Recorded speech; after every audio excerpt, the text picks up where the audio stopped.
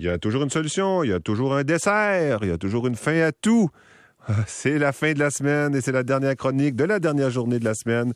Et nous vous offrons Christian Page. Bonjour, Christian. Salut, Luc. Hey, Christian, j'ai pensé à toi un matin quand j'ai vu le journal, puis le patard, une pyramide, toi. Oui, effectivement. Là, je me suis dit, je vais enfin... ça tombe le jour où tu vas pouvoir me l'expliquer. Exactement. Ça tombe bien. Ça tombe bien. Voilà. Effectivement, moi aussi, quand j'ai vu ça, en fait, la nouvelle est sortie hier et c'était la découverte d'une chambre secrète à l'intérieur de la grande pyramide de Khufu, ou Khéops, là, si on prend le nom grec. Et évidemment, dès qu'on parle pyramide, Égypte antique, ça suscite chez le public en général une grande fascination.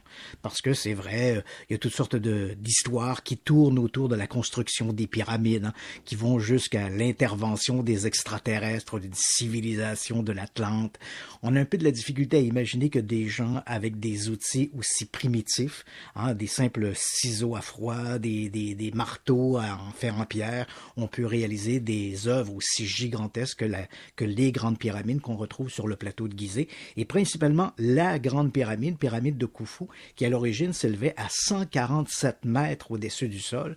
Donc il faut comprendre qu'avant la construction de la Tour Eiffel au 19e siècle, c'était et ça demeurait l'édifice le plus élevé du monde. Et pourtant, sa construction remonte grosso modo à 2500 ans avant Jésus-Christ. Et des 7 merveilles du monde, c'est la dernière qui existe encore aujourd'hui. On a entendu parler des autres, les jardins suspendus de Babylone, le colosse de Rhodes, le phare d'Alexandrie, mais toutes ces grandes constructions de l'Antiquité ont disparu. La seule qui demeure, c'est la grande pyramide du plateau de Gizeh, la pyramide de Khufu. Et l'histoire qu'on nous raconte, elle est tout à fait fascinante. Il faut savoir que la pyramide, on connaissait l'intérieur depuis des siècles. Et non, les pyramides ne ressemblent pas à l'intérieur à ce que l'on voit dans Astérix et Cléopâtre. Alors, c'est pas un ensemble de labyrinthes inextricables. Ce sont des constructions avec des chambres funéraires à l'intérieur relativement modestes. Et puis d'ailleurs, il faut attendre la 4e dynastie pour que les chambres soient à l'intérieur des pyramides. Avant, les Égyptiens, les architectes ne savaient pas faire. Donc, on creusait des trous dans le sol, on construisait une pyramide par-dessus, mais il y avait rien à l'intérieur. Il faut vraiment entendre une évolution dans l'architecture pour qu'on commence à faire des chambres à l'intérieur. Dans le cas de la grande pyramide de Khufu, c'est assez simple. Une fois qu'on entre à l'intérieur, je ne sais pas si tu as eu la chance de visiter les pyramides. Non, malheureusement, non. J'ai eu la chance de le faire et c'est renversant. Dès qu'on entre dans la pyramide, je te dirais, grosso modo, on a 3 corridors. Un corridor qui monte, qui va vers la chambre du pharaon, la chambre funéraire. On a un corridor qui est droit devant nous. Dès qu'on entre, on a un corridor droit devant nous qui mène à une autre chambre qu'on appelle la chambre de la reine, mais qui n'a certainement pas accueilli une reine. Il faut savoir que le pharaon, on ne pratiquait pas la monogamie. Oui. Et le pharaon avait plusieurs reines, généralement dans ses propres parents, ses sœurs, ses demi-sœurs, parce que on favorisait l'inceste dans la mesure où on pouvait conserver le sang royal dans la famille.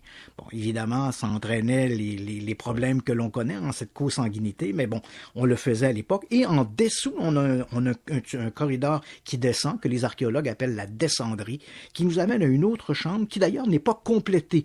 On ne sait pas à quoi elle servait. Peut-être une chambre de décharge, peut-être une chambre pour entreposer du matériel, on l'ignore. Et il faut savoir qu'on connaît bien ces plans-là, ça se limite à peu près à cela. On connaît bien la structure interne depuis des siècles. Et il faut savoir également qu'on n'a jamais rien trouvé dans la pyramide. Probablement que son contenu a été pillé peu de temps après la mise en place du tombeau du pharaon.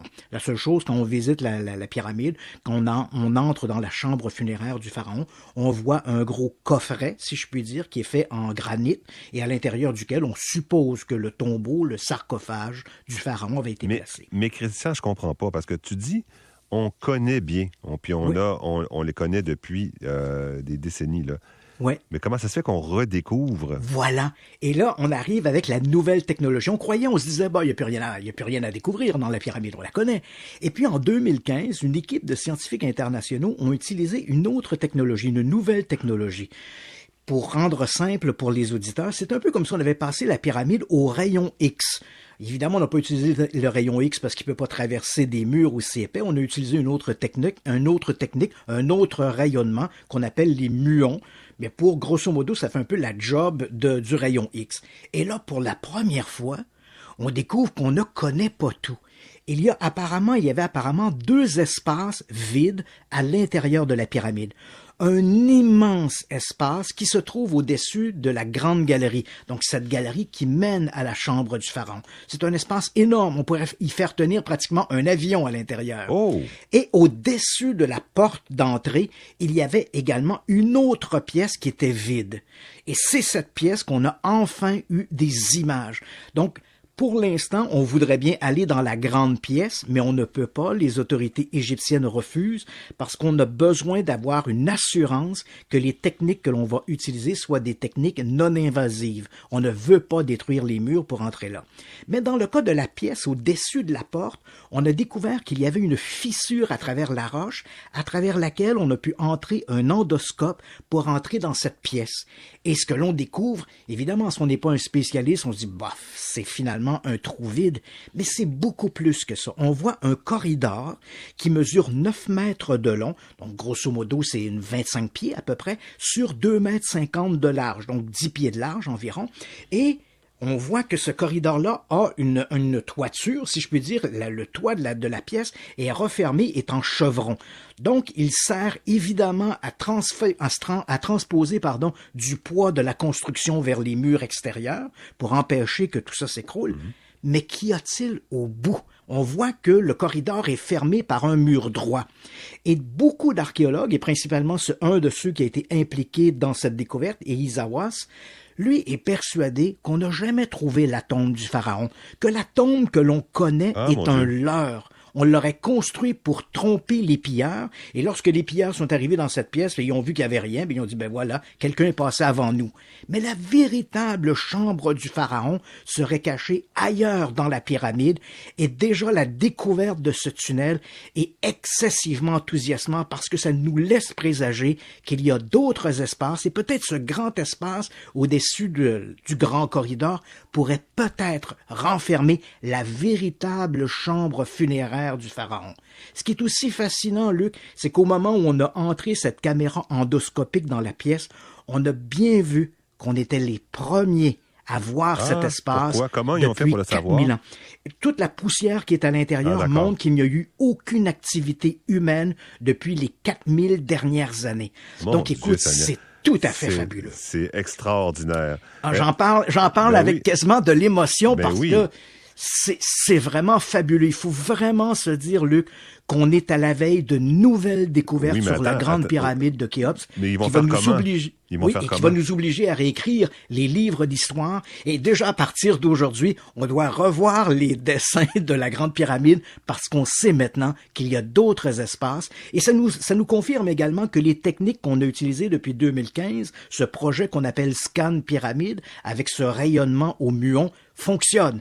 Ce n'était pas simplement une erreur dans la numérisation des données qui laissait croire à la présence de ces pièces, mais ces pièces, elles sont bel et bien là, physiquement, et on en a la preuve maintenant cette semaine avec la découverte de cette première chambre. Mais Christian, est-ce qu'ils vont oser entrer? Là, pour l'instant, on a entré un endoscope, on n'a rien vu. Actuellement, ce qui est à l'étude, les autorités égyptiennes autoriseraient de percer un tout petit trou.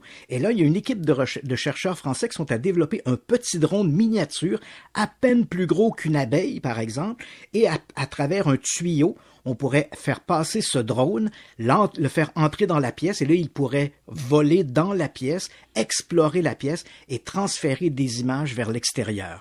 Donc, on est à mettre au point ces techniques non invasives ou très légèrement invasives qui nous permettraient de découvrir autre chose. Il faut savoir que les grandes pyramides, Luc, sont une attraction touristique extraordinaire et on ne veut rien endommager pour le patrimoine mondial.